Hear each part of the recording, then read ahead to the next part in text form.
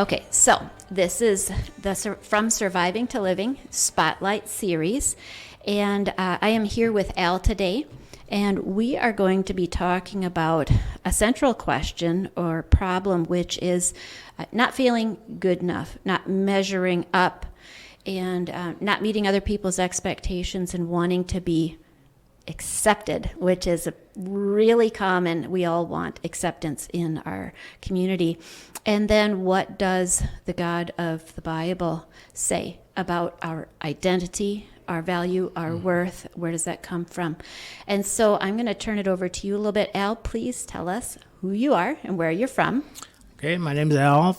I'm Al Reff. I'm from originally Duluth. Then I lived in Minneapolis and came here in 1985.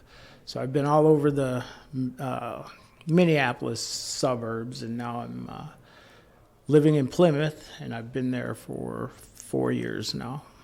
What made you move down from Duluth to the cities? My girlfriend at the time got pregnant with my daughter, and so she had come down to take nursing school, and so I followed and had to get a job and, take care of my responsibility. Sure, and just stayed down here. Just stayed down here, had a After that career point. in school district for a while, and Yeah. 25 years, so yeah. Awesome. Well, tell us a little bit about then this. I know that you have you must have an interesting background because we met at Chain Breakers. Yep. And so tell us a little bit about what led you to Chain Breakers and what led you to this topic we're talking about. Well, I had a drug abuse addiction for off and on for several years, and ended up going to prison as a result of it.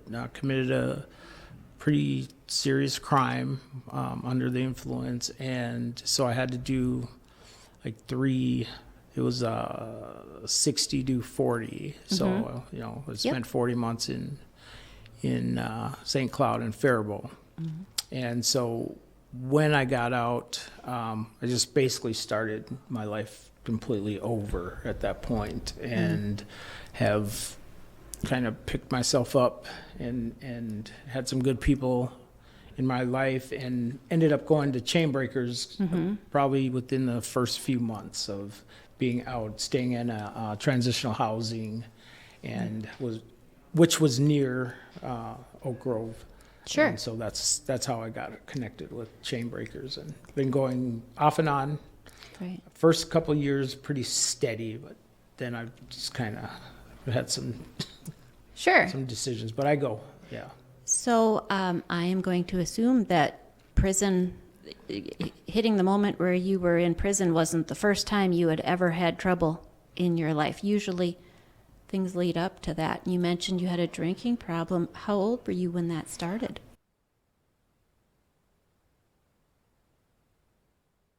Oh, I found out that I liked alcohol probably, in high school, and certainly by the time I got to college. I was an athlete, so it was limited in high school. Yeah. But once I got to college and was free, then, I just I felt good about everything, and, was uninhibited, and so smoked a lot of weed, drank, and that was it. And that was, certainly would say I did it in excess at times, but that wasn't it was when cocaine got involved, that's when things started going downhill. And Yeah, that's pretty common that people have a party lifestyle in college and might actually have a problem and not even think of it that way because it's so accepted that Correct. This is just college culture. And so I'm going to guess that that's kind of what your mindset was and your thoughts were, not even.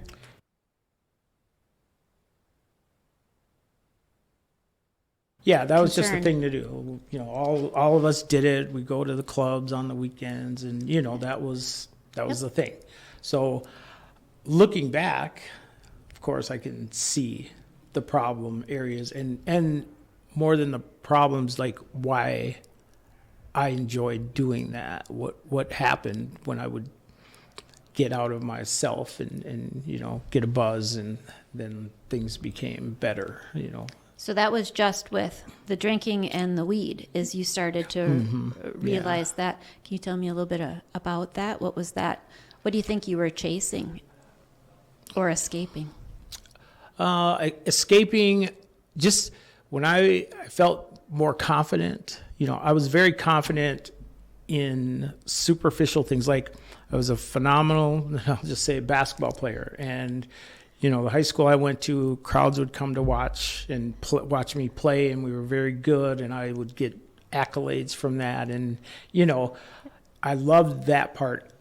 But when the cheering stopped, I get to college. I did not go to a Division I school, so then it was like, maybe you're not good enough. I was still good in junior college is where I ended up going, but it wasn't the same. And so when I would drink and go to parties, then all of a sudden I could talk to girls, and that became the socialization. That's where I started to get the attention, or was able to communicate, and that was pretty much the self-esteem boost, was through partying and going to dances, going to a club and meeting a girl, and whatever. So that was kind of it kind of made it easier for you to blend in and feel good in your community. Yeah, and even though the people you're interacting with are intoxicated or under the influence, so it's all superficial, but it sure felt good at the time. And you don't think that way. You just think, we can do that again, So then, if it sounds like, just on the surface, that you had a problem and you're solving it quite well. And I'm wondering then, why did you add to it, or how did it lead to cocaine and things?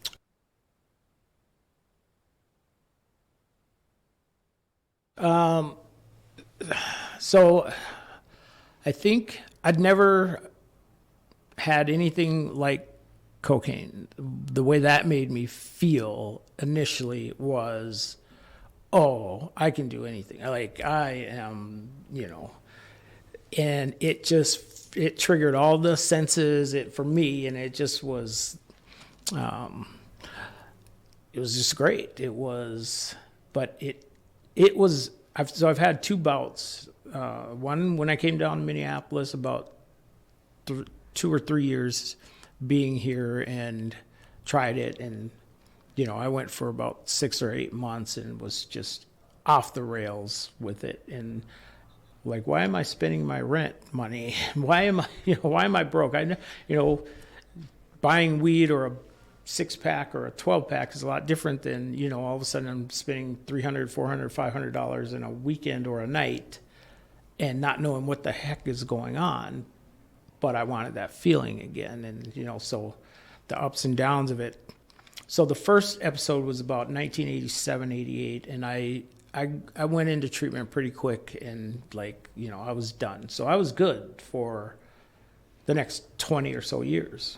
The problem was, what initially brought me to that was never addressed, the internal stuff that was going on. I just knew I didn't want to spend all this money and be like that, but I never addressed the internal stuff. This is a common theme that I have heard from some of my guests, that they recognize there's an issue, but they're not correctly recognizing the real issue. They don't like the symptoms. And so we need to get rid of these symptoms, and they don't realize there's something deeper happening. So you went to treatment the first time. How long were you in treatment? And tell us just a little bit about what that was like for you.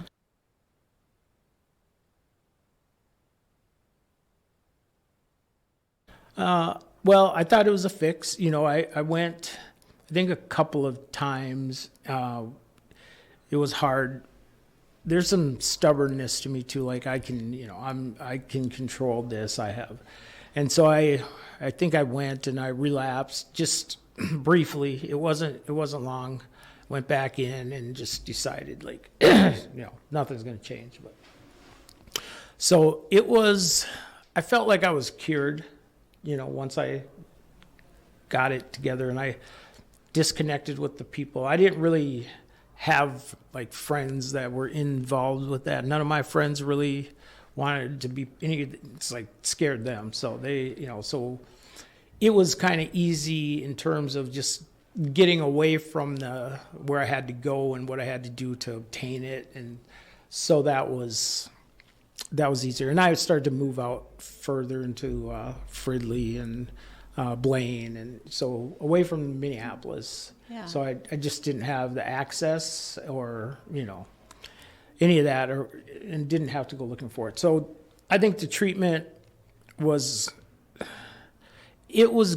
okay. I mean, it got me sober for a while. I don't know if it's so much resistant to that, but I'm very analytical. My brain gets in the way of stuff at times, and some of the things that were taught and said, and I took what I needed and left the rest pretty much. So I think that really prevented I didn't realize at all that there was something deeper going on. I just knew that I found this thing, and I was like, man, that's not good for me.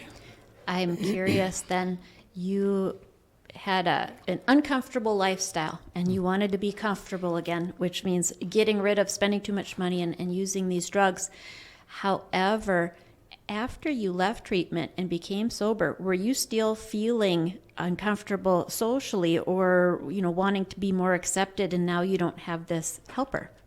I think I was a little more content because my daughter was born, and so I really focused on raising her and being in her life, and her mother and I we had a pretty toxic situation, but we loved our child and we were gonna try to make this work. So we got together, stayed together, got married 8 years after, but we were off and on in a relationship. But my daughter was always in my life, and we were there.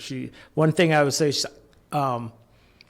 every day she woke up, she was going to see her dad. So that was the focus. And then I got a job in the schools, and then she was growing up and got involved with her sports and started coaching, and so there was a lot of things that I kind of, as I look back, I didn't really have to deal with myself, because the other things I was looking for that made me feel good were now I'm doing this for my daughter, and I'm getting that love. I'm getting that, I could do no wrong because I'm dad. And, so that was the motivation behind So correct me if I'm wrong, but it sounds like at this time then you had found some purpose. Yes. Some meaning, and it was providing respect and affirmation, all of these great things. So then what changed? Was it your daughter getting older, or what made this purpose and meaning kind of not be good enough anymore? Well, we had a son. So 8 years after my daughter, I have a son. So this kind of extended, the timeline. However, once they got old enough, and it was kind of me and my wife at the time, we're divorced now, but things really became volatile in our relationship, because the kids weren't around as much. They were kind of self-sufficient pretty much, and my daughter had gone to college, and so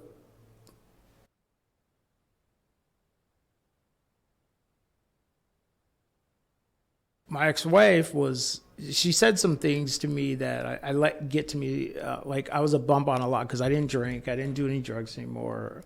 But she was partying and doing some things, and I don't want to out her like that. I'm just saying our lifestyles just weren't kind of matching. And so the choice I had was, am I going to be a bump on a log, or am I going to, go out there and, hang out with her? And, so I did. I chose that. And it was so interesting that Drinking wasn't really the big deal, but one night we'd gone out to a club and I had probably 4 or 5 drinks and was feeling pretty intoxicated. But I went to the bathroom, and when I got in there, there was a guy in there, and he said, "Hey man, you want some of this?" And I looked, and it was crack, and that's like, that does not happen. Like dudes aren't just hanging out in the bathroom selling them. It's so hard to find. But he said, yeah. I said, well, let me try it. If it's good, I'll buy everything you got.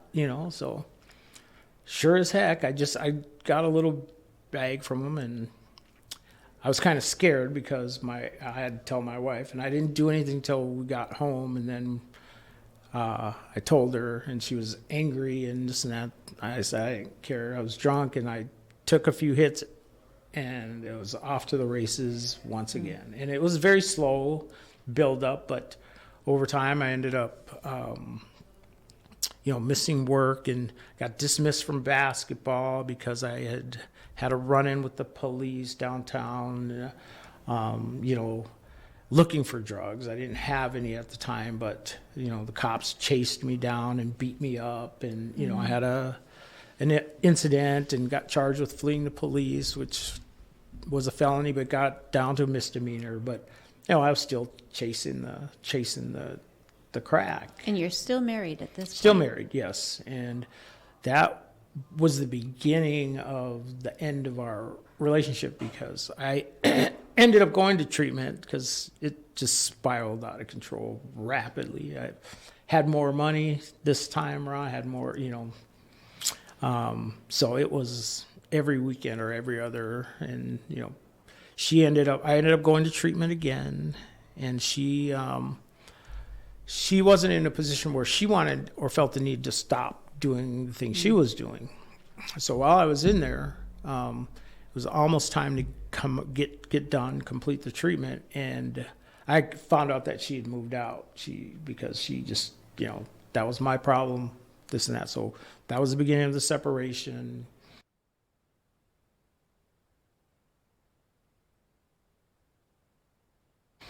I'm curious, were you surprised by how easy it was after 20 years of sobriety to be right back into an addiction?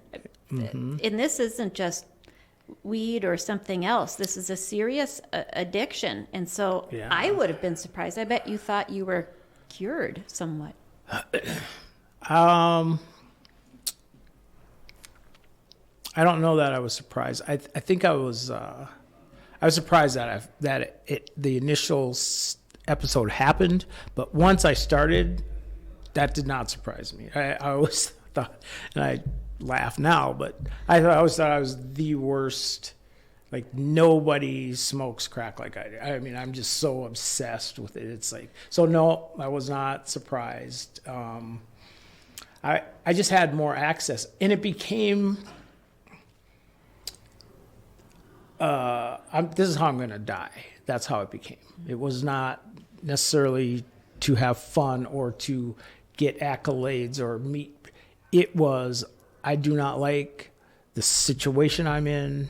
I think my wife leaving, and that was a reinforcement of you're not good enough. I mean, this is things I've learned since then, but at the time, my family's gone, their, kids are grown, they're out of the house, and I'm just sitting here by myself in this house waiting for my family to come back, and nobody's coming back. And so let me go out and do my thing until I just have a heart attack.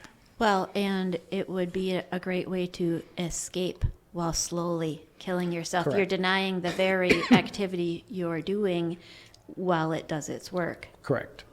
Yeah. And so you go to treatment again, and was it a different experience this time? Treatment, no. Treatment wasn't. I think I was doing it to kind of save my job. I was doing it to, show some.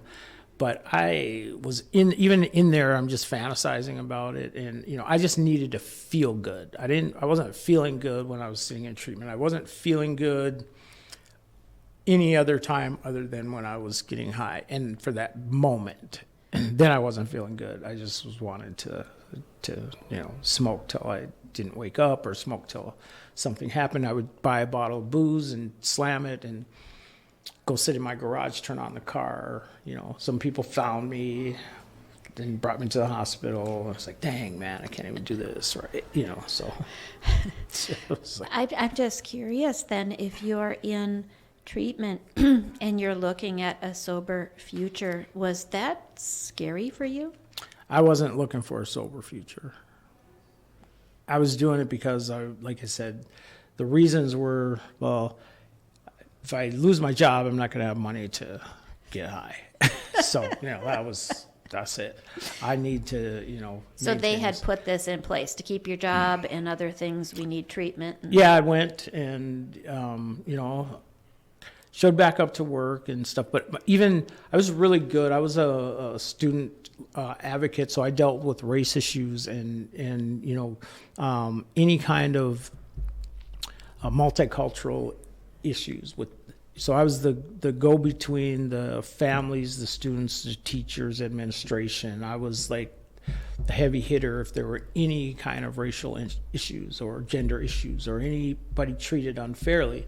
So it was pretty prestigious. I learned a lot. And before the drugs came in, that was another, motivation. I was pretty well respected and did a really good job with that.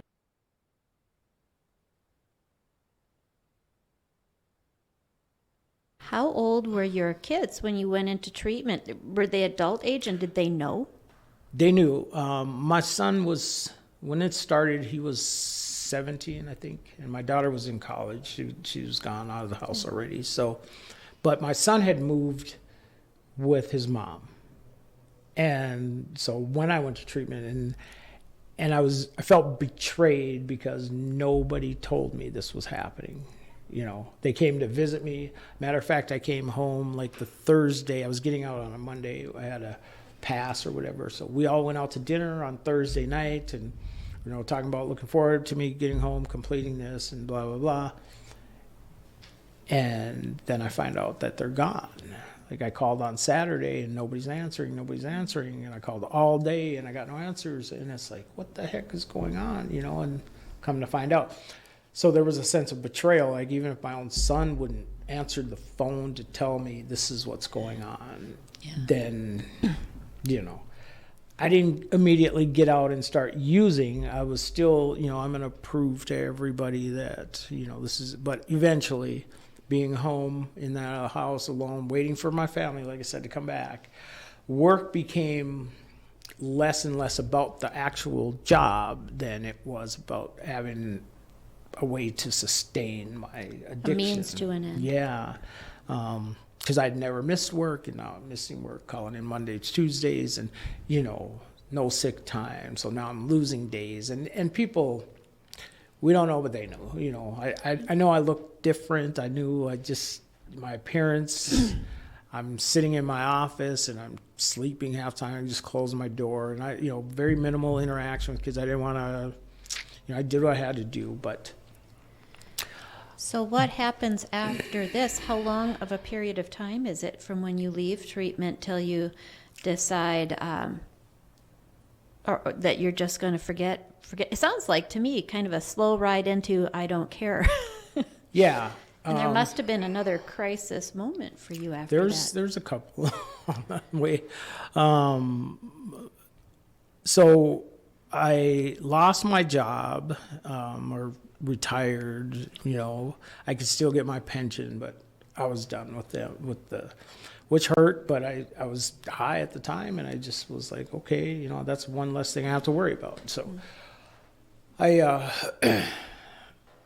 ended up going to outpatient. I was stopping for a while. I started going back to church, and then I heard about this job in the oil field. So I went out. I said, yep, I just need to get away from everyone, get away from the situation. So in order to maintain my house, I had to work. I had to find something. So I went to Dickinson, North Dakota, and commuted. You know, I worked in the oil field during the oil boom.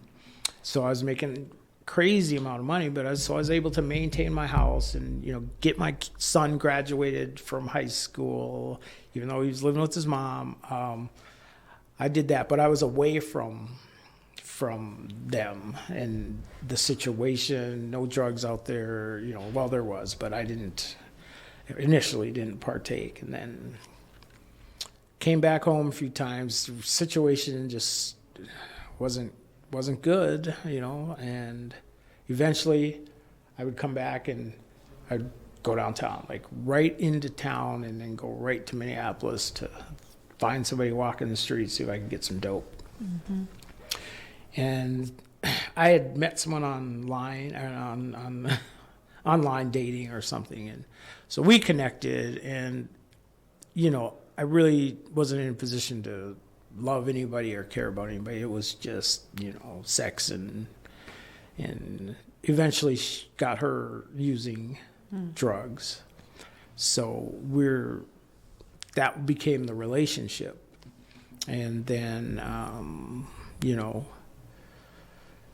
the situation that I got myself into was we decided to quit. That went on for about a year with her. And quitting drugs or quitting the relationship? No, using together. And it just kept escalating, and decided we were going to stop. And I couldn't see her, and, you know, or stay there. Every time I'd stay there or she would stay with me, we would result to going to get drugs. That's all the relationship became. And I didn't care. I just... You know, so we stopped for a while, and then I went to her house one night, and we ended up getting some more that night. Had an incident. Her daughter came in, and so one thing led to another, and I was arrested for sexual offense and had to go to prison for that 40 months. So... You mentioned you had gone to church. Oh, yeah. Did you grow up in a family that I took did. you to church? Yeah, my dad's a pastor. He's retired now. Yeah, that must have been so hard for him.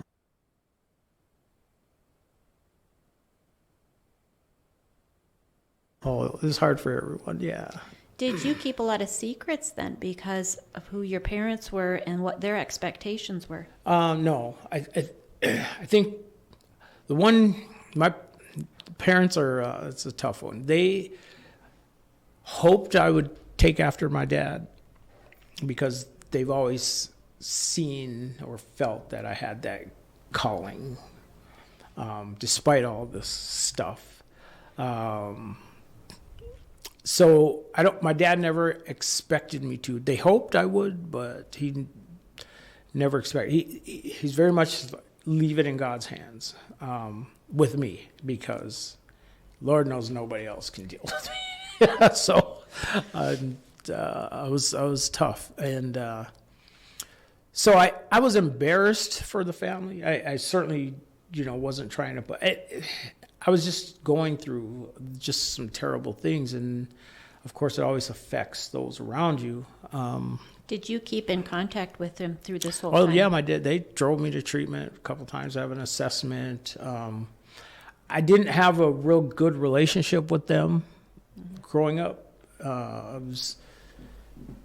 They're from the old school, and things, to me, discipline-wise or whatever, has to make sense. If it doesn't make sense, then why are, you know? So I was, you would say, rebellious. Not in a, you know, I didn't get in trouble. I was a straight A student. I was great grades. Like I said, star basketball player, all this stuff. But I didn't understand their harsh discipline.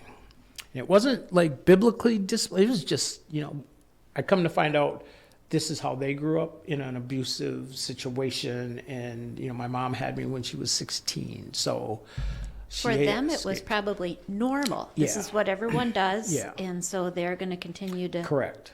Yeah. And for me, I'm like, why are you doing this? Like, I don't do things to get in trouble. Why am I in trouble? And, you know, and then the other thing, being the oldest, I could see their growth and learning as parents on down through the siblings, but I am still the one that had these wounds from, Yeah. you know. You were how they learned to raise the other what I ones. want to do, or do we not want to do it this way, you know. Yeah. But this is all we know. Yeah. So that was what I've come to understand.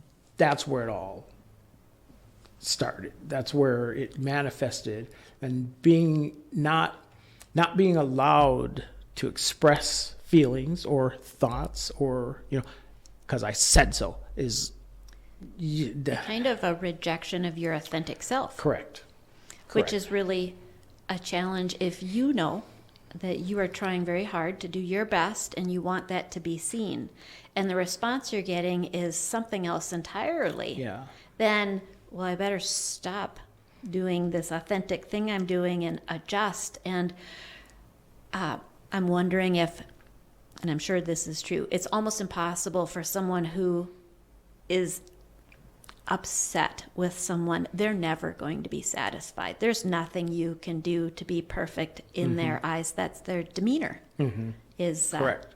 is unapproval. And just, it's like, what is wrong with me?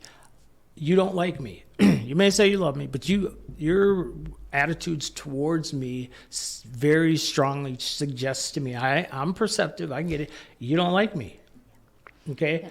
You like what I do because I'm a straight A student and I get good grades, and, you know, you can show me off because I hear you on the phone telling all your girlfriends how proud, Alphonse came home with straight A school. Meanwhile, you didn't tell them that, you know, sit your butt in here, we're going to conferences and you better not have a bad, you know. So you're terrified to go to conference when they're the, you know, because back then it was a half day. So you know, you're sitting in the home just thinking about the whole 9 weeks. Did I do one thing wrong that they're going to tell? You know, you're just in terror. And then you come home, or they come home from conference, and, you know, here's your report cards, and, you know, straight A's, no discipline. But there's no pat on the back. There's no good job. There's no I'm proud of you. That's like, that's the expectation. Sure. And that's it. But then you come downstairs and you hear her on the phone bragging to all her friends, like say that to me. Yeah. So then prison seems a really unlikely place to have some of these things that you're searching for. Did you find some direction in prison, or did that come later? No, that's where it came. That prison was the life-changing event for me. And not only, because I've always been a believer. I've always, I accepted the Lord when I was like 7 years old. And, you know, but I heard Charles Stanley, I think, once say that oftentimes men have a perception of God like they do their father. So if I'm terrified of my dad and know I can't do anything right in his eyes, well, you know, that's how God sees me. He only sees the bad stuff. And, you know, the wrath of the Lord. And yeah, Jesus loves me, but God is going to get you, man, because, you know, look what you did. You know, you kissed that girl, or you know, were thinking about this, or you did and it's just this constant, like, I'm not good enough. I'm not, you know, that's my, so why would I get up in the, you know, pulpit and follow my dad's? Because God doesn't like me. Nobody likes me unless I make them by being on drugs or being drunk or be superficial, you know, the authentic self, nah, man. And I have a very similar story to yours in that being a believer, raised in a church-oriented family, but this has been a common theme I've heard, where there's a difference between the moment of salvation and really making God Lord of your life. And so it sounds like that's what you're about to have happen here, is an understanding he needs to be the boss of you. Well, I don't know that I look at it as him being a boss of me. I think that's, for me, that would be, you know, I don't like bosses. I'm not someone that gives in to titles and authority very, very much. I'm very much, people are equal, and, you know, I understand your position, even at work. It's like, I understand your title as manager, but it doesn't give you a way to treat me, like talk to me, like down to me. Like, no, we're not doing that. But that's just me. That's part of my, and I accept that now. What happened is so the ironic part was as working with students for my whole career and just elevating them and being part of their lives and coaching girls and coaching boys and just, trying to get them to be the best versions of themselves that they could be, and then have a situation where me and this woman and her daughter have some inappropriate that hurt me. Like, I know that hurt them and her, but for me it was against all values that I have, and having a daughter myself. So that was the struggle for me. And then when I went into prison, aside from having to not be a target, a soft person, and adopting this attitude of, you're not gonna be doing stuff to me. Like, I'm not that guy. So if I have to die, then we'll just go. And I'm not a tough guy. I'm not but in there you have to present, and there's some things that I've seen that it's like, this is a different world. It's different rules. It's different. I don't get it. I don't want to get it, but I don't want any of that stuff happening to me. So I adopted a very hard exterior.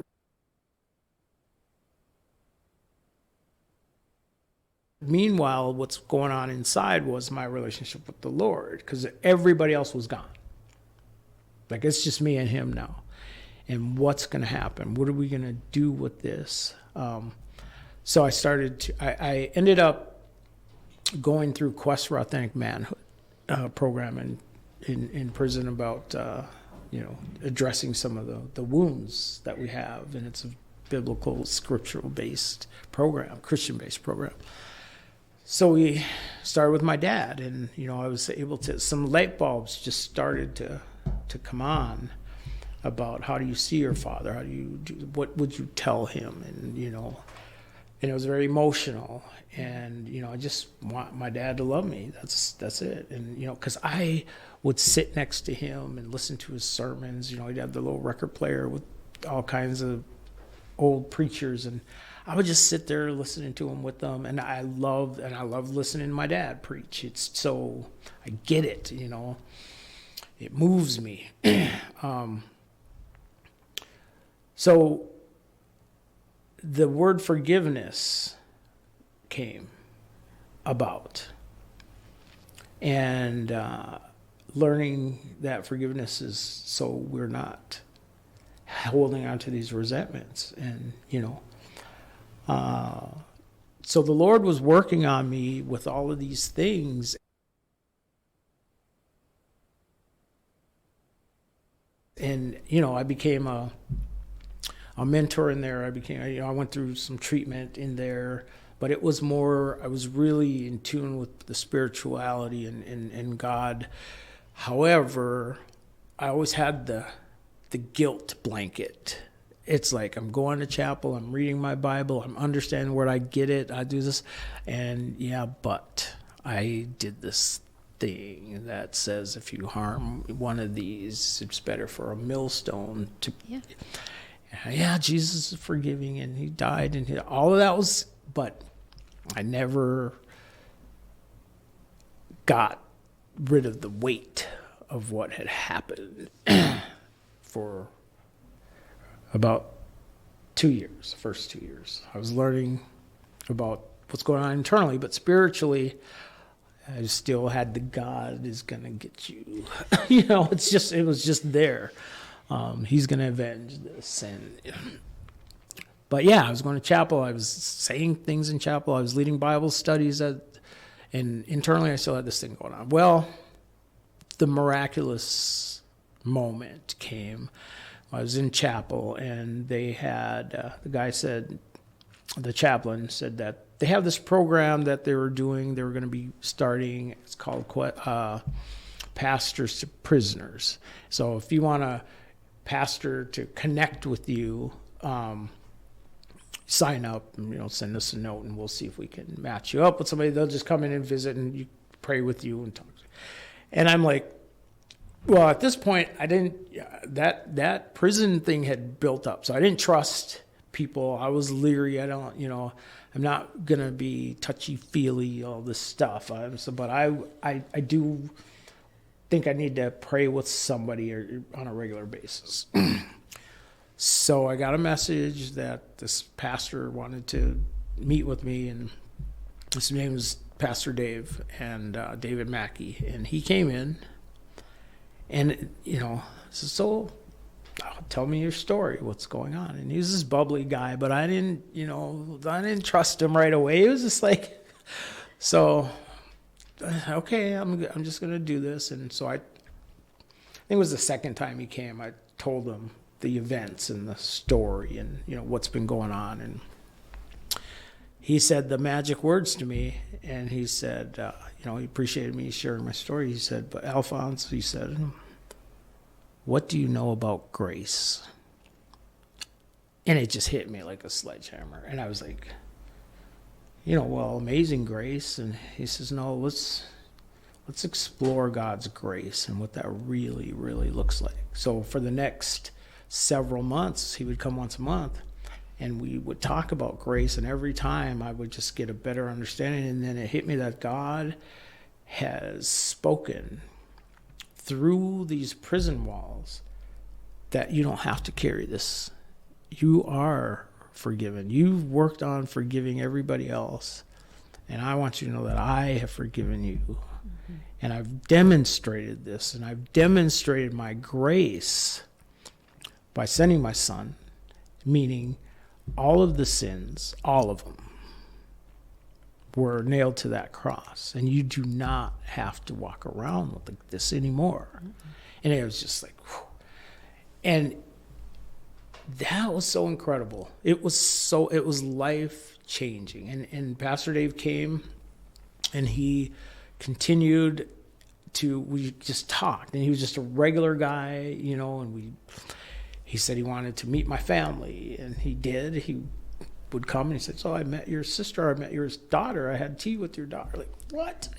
And your parents, and he's like, yeah, your dad's a little reserved. I think he was a little suspicious, but I'm like, yeah, this is my dad, and he's not going to say too much. But so then we had a relationship after I got out, and he was there, and we would go to ball games, and we used to go fishing, and we'd listen to the sermons. And he was a Lutheran pastor, so I went to his church, and I was like a little, and then I said, well, here, man, we got to listen to one of my sermons. And so he's like, so we're in the fish house listening to sermons, but we would talk about the Lord, and we constantly talked about grace and relationships. Mm-hmm. He said, it's just about relationships. I love that you said that, because that's absolutely true. We hear a lot about personal relationship with Jesus, mm-hmm. which is an important relationship that one can have and experience, but there's more. God created us as relational beings. Correct. And so it's about relationship with each other as we have a relationship with him. Correct. And what it did, and I've been empowered to look back over my life and recognize this is why you did what you did. You were not feeling accepted. You were feeling rejected. But God accepts you. And I mean, that has come into the core of my being, and I don't worry anymore. And I know it's tough because,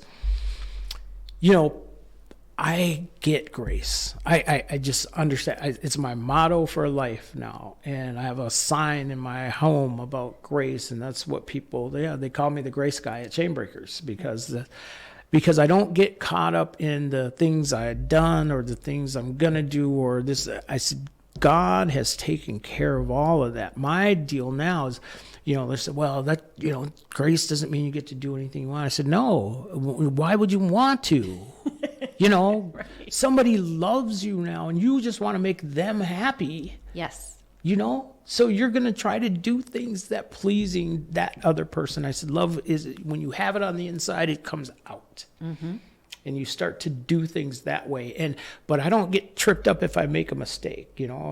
Somebody cut me off and I called them one day, and my girlfriend was like, hey, I've never heard you talk like that. It's like, I'm not going to get all bent out of shape for that. I'll take that to the throne of grace and, Lord, I need to work on this.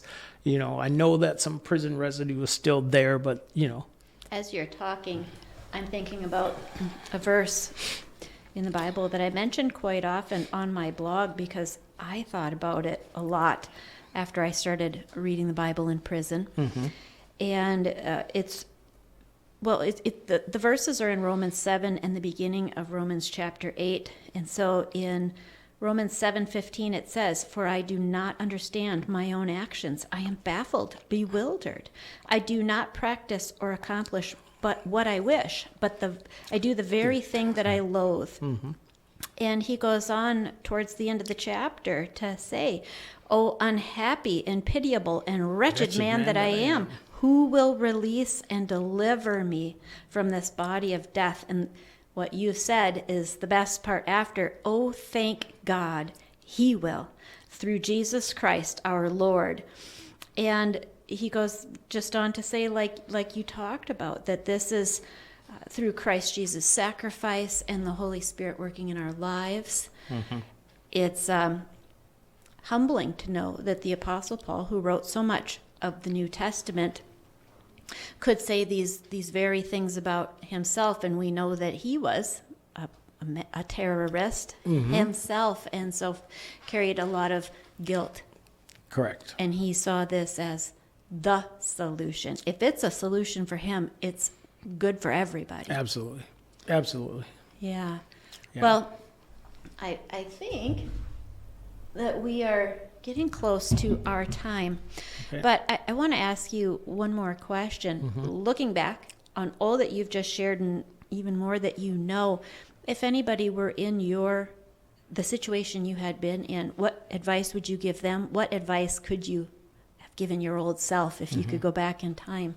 The thing I try to talk to people now about is identifying what it is that is causing you or making you feel self-destructive. And that self-destruction manifests itself in a lot of ways. I say, allow God to reveal what's trauma maybe, what issues from youth, where it usually comes from, is causing us to build these defense mechanisms and these protective things, and but also medicate. I don't want to feel this. I don't know why I'm doing this. I would encourage people to really try to dig in and not be afraid of that, because that's where the truth is, and that's where the healing is, and that's where God can come in if you allow him and take that over. And then the other thing is really, really focus on grace. And when you hear those words, amazing grace, what does that really mean? Like, that saved a wretch like me. It means you're saved. And to believe it. And it's not our own strength. I can't be good enough to undo all the bad stuff. Only Jesus can do that. So I don't have to have that burden. I don't have to walk in this perfection. I'm perfected through Christ.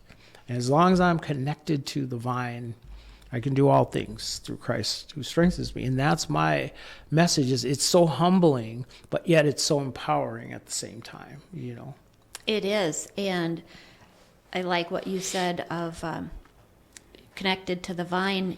Jesus says in John 15:3, "Without me, you can do nothing." Correct. But Paul also says, with Christ inside me, I can do all things. Correct. And that's so powerful for someone that's really struggling. It's not just the grace of forgiveness, but a hopeful future future filled with purpose and with meaning that is possible. Yes, yes. And that's what sounds like you're describing. So I want to thank you for coming here. Thank you for having me. This was amazing. Yes, yes. Thank you so much for sharing your story. And, I am interested in knowing what happens in your future, where you go from here. A lot of this is recent. And I believe that when God puts us through difficult, hard things, it's because there are even greater things he wants to use us for. And I'm certain that's going to be true with you. And so I want to hear about it. Absolutely. All right. Well, thank you so much. Thank you. And for more great episodes like this one, I want you to visit me at hollybot.me and check out all the From Surviving to Living Spotlight episodes. Thanks for joining us. Look for more episodes that inspire at hollybot.me. Until next time, remember, your story is never over. God's grace is always waiting to rewrite it. This is From Surviving to Living.